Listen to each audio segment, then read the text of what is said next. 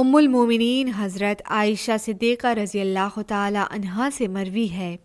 کہ ایک رات میں سخت خوف زدہ ہو گئی کہ میں نے نبی صلی اللہ علیہ وآلہ وسلم کو اپنے بستر پر نہ پایا۔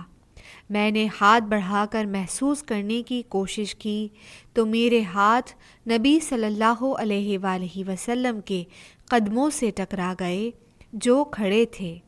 اور نبی صلی اللہ علیہ وآلہ وسلم سجدے کی حالت میں تھے اور یہ دعا فرما رہے تھے کہ اے اللہ، میں تیری رضا کے ذریعے تیری ناراضگی سے، تیری درگزر کے ذریعے تیری سزا سے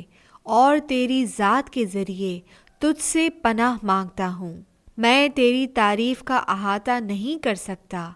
تو ویسا ہی ہے جیسے تو نے اپنی تعریف خود کی ہے۔ مسند احمد حدیث نمبر 23220۔